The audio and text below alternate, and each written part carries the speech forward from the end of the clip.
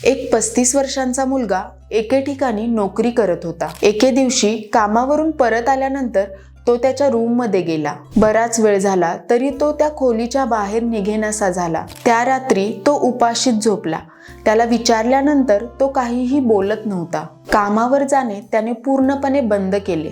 फक्त जेवणापुरताच तो खोलीच्या बाहेर पडायचा. लोकांमध्ये मिसळणे बंद झाले. स्वतःची स्वच्छता करणे कमी झाली. नंतर स्वतःशीच पुटपुटणे, हातवारे करणे, आपल्यातच मग्न राहणे असे करू लागला. कोणीतरी माझ्याशी बोलण्याचा प्रयत्न करत आहे. कामाच्या ठिकाणी माझ्याबद्दल कटकारस्थान केले जात आहे. आजूबाजूचे लोक सुद्धा त्याच्या विरुद्ध आहेत. त्याचा पाठलाग केला जात आहे. आजूबाजूला कॅमेरे लावले आहेत असे त्याला वाटत होते. घरच्यांनी त्याला फॅमिली डॉक्टरांकडे दाखवले असता फॅमिली डॉक्टर्सने निर्मल हॉस्पिटलमध्ये नेण्याचा सल्ला दिला. निर्मल हॉस्पिटलमध्ये आल्यानंतर त्याची डिटेल हिस्ट्री घेतली. काही मानसशास्त्रीय चाचण्या केल्यानंतर त्याला स्किझोफ्रेनिया नावाचा आजार असल्याचे निदर्शनास आले.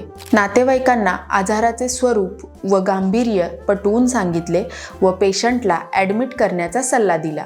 या उपचारासाठी साधारण 4 आठवडे ते 1 महिन्याचा कालावधी लागला.